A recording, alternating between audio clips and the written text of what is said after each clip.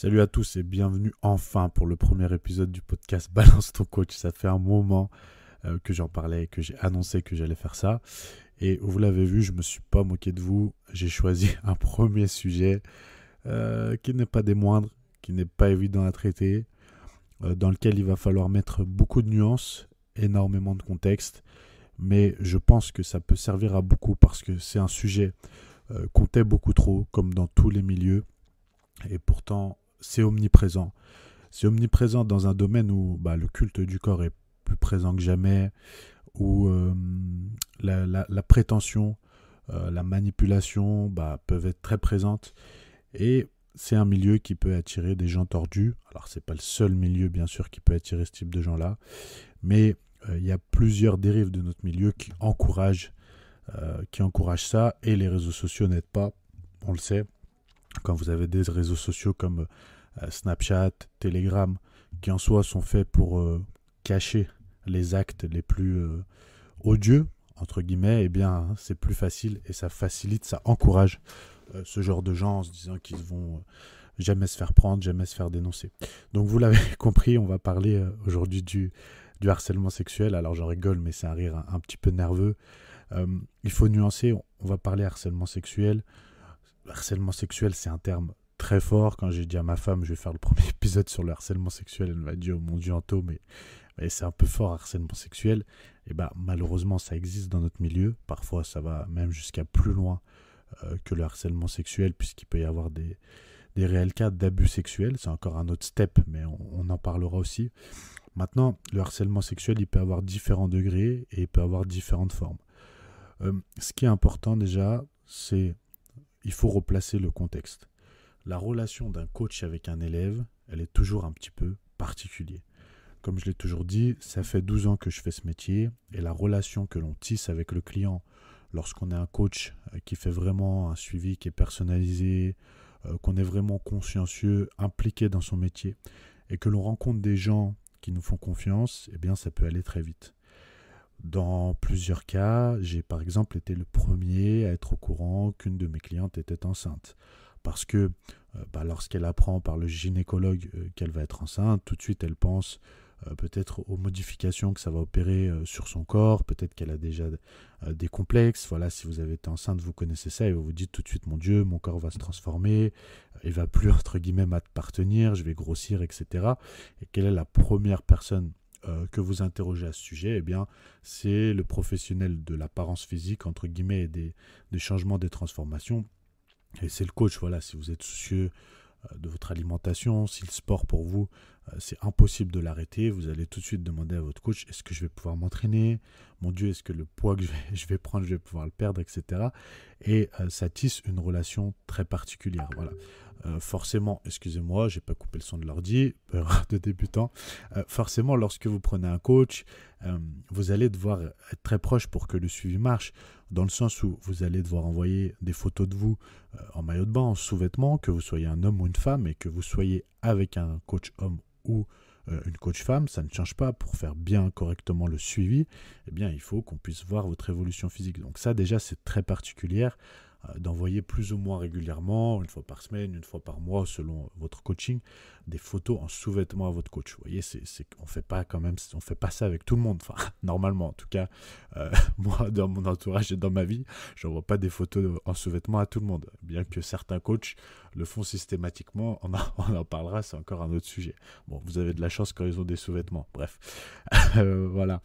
Je sens qu'on va rire quand même, enfin, j'espère que ça vous fera rire, parce que le but, encore une fois, le but, c'est pas de citer des noms, parce qu'il y en aurait beaucoup trop. Le podcast durerait 1 heure, et croyez-moi que j'en ai des noms et des histoires de gens qui exercent encore, malheureusement. Et le but, c'est pas non plus de faire la chasse aux sorcières. Le but, c'est quoi? C'est d'éduquer. Et pour les nouveaux coachs, pour ceux qui ont peut-être du mal à gérer les relations, justement, et cette tendance, cette nuance qu'il faut mettre, mais aussi et surtout pour les clients et les clientes, parce que malheureusement, on ne va pas généraliser, mais ça touche beaucoup plus les femmes que les hommes, eh bien, vous devez être capable de savoir où est la limite. Vous devez être capable, lorsque vous êtes en coaching, de savoir quand est-ce que le coach outrepasse ses fonctions, dépasse la ligne de proximité, abuse de votre confiance et vous demande des choses qui ne sont pas correctes. Et vous devez être capable surtout de déceler la manipulation. Parce que ce qui est le plus grave en fait, c'est que 90% des gens vont vers les coachs à distance, en ligne ou vers un coach de manière générale parce qu'ils sont complexés. Lorsque l'on est complexé, forcément on a moins confiance en soi et lorsqu'on a moins confiance en soi, on est vulnérable. Et on est à la recherche de repères, entre guillemets. Et on tombe sur des gens qui souvent, on a tendance, et moi le premier quand j'ai des clients, certains sont là-dedans, c'est-à-dire qu'ils ont tendance à aduler. Comme je dis souvent, vous avez tendance parfois, vous suivez un coach sur internet, il dit des choses géniales sur la biomécanique, parce qu'il est très bon en biomécanique.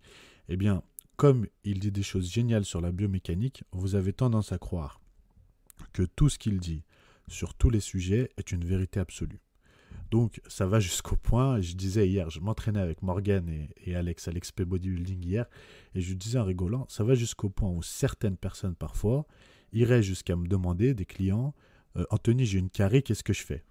Bah, va au dentiste, je suis pas dentiste, vous voyez jusqu'où ça va. Et vraiment, j'en rigole, je prends cet exemple, mais il y a plein d'autres exemples. Il ne faut jamais penser que quelqu'un a la vérité absolue et jamais un coach ne doit être votre repère absolu et vous ne devez jamais boire ses paroles. Y compris les miennes, vous ne devez jamais boire ses paroles. Il faut toujours nuancer, il faut toujours voir s'il y a un intérêt caché derrière dans toutes les relations dans la vie. Il faut essayer de penser comme ça, il faut essayer de prendre du recul vis-à-vis des actes et des paroles des gens. Sinon, vous êtes en danger parce que lorsque vous buvez les paroles de quelqu'un, déjà, ça s'appelle une secte, ça s'appelle un gourou. Quand quelqu'un sait tout sur tout, c'est jamais bon. Voilà. Donc attention à ça, première chose. Maintenant, il est très difficile, comme je le disais précédemment, de mettre la barrière et de nuancer tout ça, c'est-à-dire où est la limite entre la relation entre le coach et l'élève. Déjà, est-ce que le coach est toujours fautif? Absolument pas. Puisque si encore une fois, on contextualise les choses, eh bien, la cliente peut avoir sa part de responsabilité. C'est-à-dire, il faut bien différencier un client qui va avoir justement peut-être de base un peu trop d'adoration pour le coach, ou voilà, le coach va beaucoup lui plaire, et au final, ça a encouragé la prise du coaching, c'est-à-dire pour avoir une relation plus proche indirectement, c'était quand même le but que de nouer une relation plus proche avec le coach, et il va y avoir de la drague, il va y avoir un rapprochement, et peut-être il va y avoir flirt, relations sexuelles, ils vont se mettre en couple, etc. Là, on ne parle pas de harcèlement sexuel. Alors oui, la règle de base dans tous les métiers, normalement on le dit, c'est no job in job, voilà, pardonnez-moi, j'ai du mal à trouver l'expression. Donc effectivement, normalement ça ne devrait pas avoir lieu, mais quand les deux parties sont consentantes, c'est différent. Maintenant, là on parle pas du tout de ça, on parle pas du tout de ces cas-là. On parle des cas où le coach a tendance systématiquement à avoir un comportement déplacé, de drague, de séduction avec plusieurs clientes, de manière générale, où c'est lui qui fait le premier pas. Du moment où le coach fait le premier pas, c'est pas bon, parce que dans tout domaine professionnel, vous êtes censé rester professionnel. C'est-à-dire que du moment où un client vient vers vous et vous paye pour un service, vous êtes censé vous arrêter au service. Si personne ne vous a payé pour draguer, vous n'êtes pas un gigolo, vous n'êtes pas un escorte, vous êtes un coach sportif. Donc là déjà est la limite, je dirais, dans la conscience professionnelle. Voilà, premièrement. Donc un coach ne doit jamais avoir une attitude de séduction et de drague envers une cliente normalement. Premier point, un coach, une coach. Ensuite, il est difficile, comme je le disais, de mettre des barrières dans la relation. Et il est vrai que moi aussi, lorsque j'ai commencé à coacher, donc on parle d'il y a 12 ans en arrière, j'avais 19 ans, calmez-vous, j'ai eu tendance à avoir du mal à mettre des barrières. Alors, ça ne veut absolument pas dire que j'étais dans la séduction et que je draguais les clientes, pas du tout, mais ça veut dire que le fait de discuter 7 sur 7 avec une personne, que la personne se confie, etc., eh bien, c'est vrai qu'on a tendance à se considérer un petit peu à un moment comme des amis. Et lorsque l'on est amis, on peut avoir tendance à se donner des surnoms, etc. Alors, c'est pas des surnoms, bien sûr, là, si c'est ma chérie, etc., bon, ça part en vrille. Mais je vais vous donner des exemples. Par exemple, un coach qui vous appelle chouchou, ce genre de choses, voilà, ça peut arriver, mon chou, mon chouchou. Voilà, beaucoup de coachs le font. Eh bien, là, déjà, la barrière est franchie. Et ça ne devrait pas arriver. En fait, ni pour le coach, ni pour l'élève. Parce que lorsque vous rentrez dans ce genre de relation, il va être très dur de différencier les choses personnellement et professionnellement, de faire la part des choses et que le travail soit bien fait et que les choses soient bien entendues. Tous les coachs qui ont déjà coaché un membre de leur famille, un ami proche ou encore pire, leur femme ou leur mari, savent de quoi je parle. Donc, si vous rentrez dans ce genre de relation avec quelqu'un que vous ne connaissiez pas et vous nouez ce genre de relation, vous allez prendre les mêmes risques que si vous coachiez un proche. Ça, déjà, c'est la première chose à dire. Maintenant, lorsque l'on va là, en plus, eh bien, les barrières sautent petit à petit et on dérive beaucoup plus vite vers une relation qui n'est pas bonne et qui ne finira jamais bien. Hormis si après, vous vous mariez avec la cliente, etc., vous faites des enfants, c'est la femme de votre vie. Pourquoi pas? Il y en a qui se rendent compte comme ça, mais encore une fois, là, c'est un autre cas, et c'est au cas par cas, et ce n'est pas le type de relation, de harcèlement, de cas dont on parle. Voilà. Mais je tiens à faire la nuance et le contexte, parce que sinon, les gens vont se perdre, ils vont dire, mais qu'est-ce qu'ils racontent, etc. Il faut contextualiser, et il faut dire ce qui est normal, ce qui peut arriver, ce qui est de l'ordre de tous les métiers et des relations humaines, et ce qui est de l'ordre de la manipulation, et je dirais même de la perversion. Voilà. Maintenant, si on sort de ce contexte-là et de ce qui peut être normal ou de ce qui peut arriver, qu'est-ce qui n'est pas normal? Alors, déjà, je l'ai dit, effectivement, lorsqu'un coach en est à vous donner des surnoms, et pire encore, à vous demander de l'appeler d'une certaine manière, ça part en vrille. Attention à une chose. Si vous sentez... En fait, il ne doit pas y avoir de relation de supériorité. Il ne doit pas y avoir de pas où le coach est tellement haut dans la hiérarchie, dans votre relation, que vous vous soumettez à lui. Vous voyez, ça doit être une relation d'échange, une relation de confiance. Sinon, ça devient de la manipulation, ça devient de la perversion. Donc, un coach ne doit jamais dire « fais ça et tais-toi ». Il doit dire « fais ça, fais-moi confiance, et si tu veux, je t'explique. Si tu as des questions, je t'explique. » Ça, déjà, c'est le premier step pour voir si la relation est saine. Parce qu'au final, ce dont on parle là, c'est d'une relation saine et équilibrée entre le coach et l'élève. Parce que n'oubliez jamais que vous payez. Ça ne vous donne pas le droit à tout, mais ça vous donne le droit au respect et de demander d'avoir les prestations qui vont en face, qui ont été promis, et de ne pas en avoir d'autres, être dragué, être harcelé, etc. Maintenant, si on va donc plus loin dans notre sujet.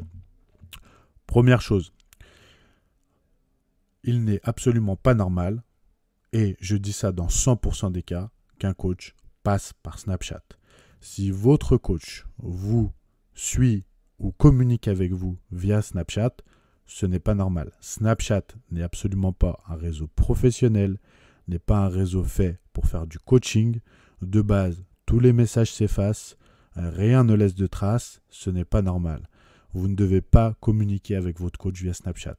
Les plus grosses histoires de coachs qui faisaient du harcèlement sexuel ou qui étaient du genre à envoyer des photos de leur sexe ou quoi aux clients que j'ai entendus depuis mes débuts se sont passées sur ce genre de réseau social, Snapchat. Maintenant, il y a Telegram aussi. Le problème étant que beaucoup de coachs aujourd'hui qui font des protocoles de chimie, donc des choses illégales, qui donnent des stéroïdes à leurs clients, que ce soit des protocoles ou qui leur vendent directement, parce que malheureusement il y en a qui jouent à ça, eh bien, passent par Telegram. Maintenant, si vous êtes dans ce genre de cas, que vous êtes une athlète, un athlète, et que vous parlez de ça avec votre coach sur Telegram, ok. Mais si le suivi se passe sur Telegram, que les photos s'envoient sur Telegram, etc., c'est la même chose que Snapchat. Pourquoi? Telegram n'a rien de plus, hormis le fait d'être plus sécurisé, crypté, que WhatsApp, Messenger, Mail ou un vrai logiciel de coaching.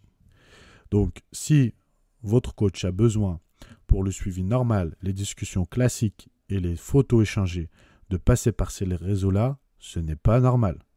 attention, voilà, je vous le dis. Alors, bien sûr, certains vont dire oui, mais moi je passe par ça et je fais pas ci, je fais pas ça.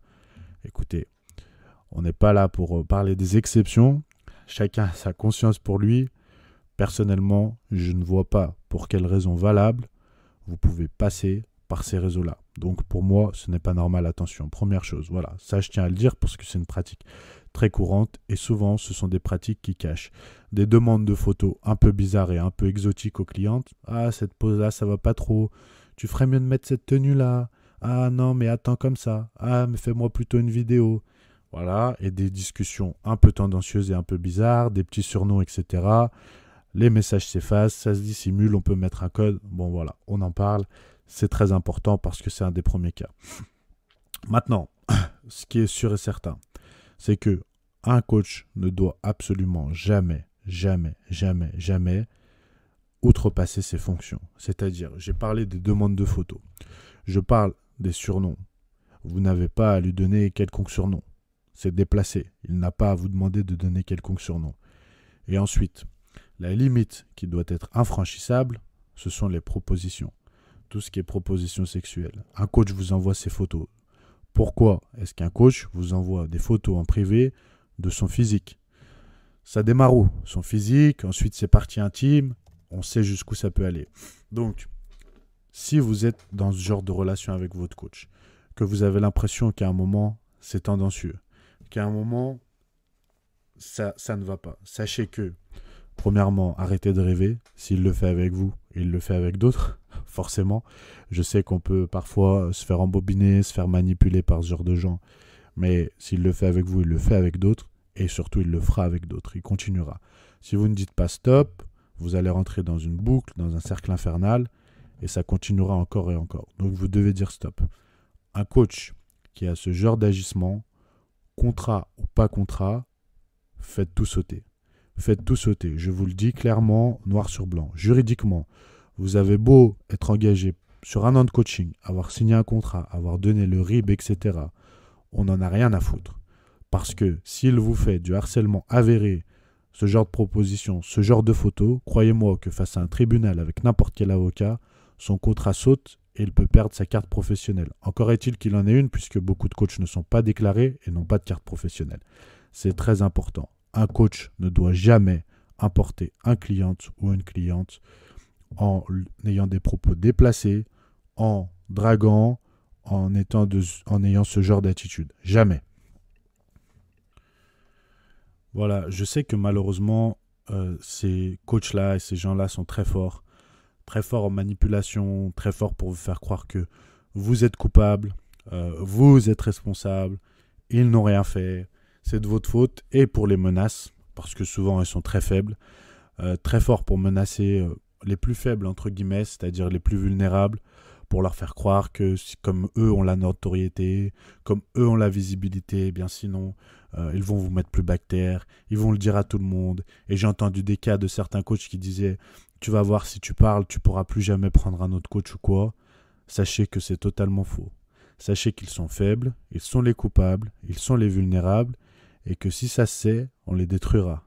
Je serai le premier, s'il y a des cas avérés de coachs ayant ce genre d'agissement, qui en plus derrière menacent, je serai le premier à tout mettre en œuvre pour les détruire, professionnellement parlant et à hauteur de leurs actes.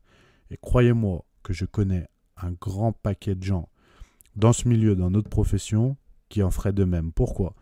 Parce que ces gens, de par leurs agissements, leurs manipulations et leurs perversions, salissent notre profession. Encore une fois, il y a une différence entre draguer, flirter, si vous êtes célibataire, si vous le faites respectueusement, etc. Ça peut arriver. Je mets une nuance. C'est pas professionnel, mais je mets une nuance. Et être un pervers, un manipulateur et un harceleur sexuel. Certains le font même alors qu'ils s'affichent sur leurs réseaux sociaux, en étant en couple, en étant mariés, en ayant des enfants. Ces gens-là sont la pire race de coach qui existe. Ces gens-là ne méritent qu'une chose, d'être affichés sur la place publique, parce que sinon ils vont continuer encore et encore à faire du mal à notre sport, à notre discipline, à notre milieu, et surtout à des gens qui leur faisaient confiance, non pas pour se faire importuner, harceler sexuellement et se sentir encore plus mal qu'ils n'étaient, mais pour vaincre leur complexe, changer physiquement, améliorer leur santé physique et mentale. Alors ne laissez jamais ces gens agir et être impunis.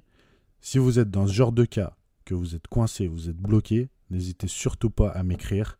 N'hésitez pas à écrire à Morgane et sachez qu'on ne vous laissera pas seul. On ne vous laissera pas seul et on vous aidera parce que pour moi, c'est insupportable. Pourquoi ? Parce que je l'ai vécu personnellement de près. Voilà, j'ai embauché un coach qui malheureusement avait ce genre d'agissement. Je m'en suis rendu compte trop tard et ça a fait beaucoup de mal. Ça m'a fait beaucoup de mal sur le plan personnel, sur le plan professionnel et je sais que ça a fait du mal à des gens qui heureusement ont compris que cette personne agissait de manière isolée. Et je tenais à démarrer par ce premier épisode pour ceux qui auront écouté jusqu'au bout parce que j'avais ce devoir personnel de m'attaquer à ce genre de gens, de le faire de manière posée, de manière réfléchie, de manière intelligente pour aider d'autres gens qui seraient dans ce genre de cas à ne pas avoir peur de parler parce que ces gens menacent. Sachez qu'on ne doit pas avoir peur de ces gens-là et que c'est eux qui devraient avoir peur de nous. Merci à tous, j'espère que vous aurez aimé ce premier épisode. La prochaine fois, on parlera d'un sujet un peu plus léger parce que le but de Balance ton coach, c'est de dénoncer plusieurs cas d'abus, plusieurs pratiques pour que vous puissiez trouver les meilleurs coachs, voir si vous êtes dans une relation saine, avoir un coaching efficace et surtout que notre profession soit, je l'espère, plus propre. Voilà. N'hésitez pas à partager, à liker, à commenter, à m'écrire et surtout à m'envoyer vos témoignages pour un prochain épisode, toujours de manière anonyme. Le but, c'est jamais de citer le nom du moindre client ni du moindre coach parce que c'est pas une vendetta personnelle, absolument pas, qu'on doit mener, mais c'est une bataille généralisée pour qu'encore une fois notre milieu soit plus propre. Merci à tous, à plus, bye bye.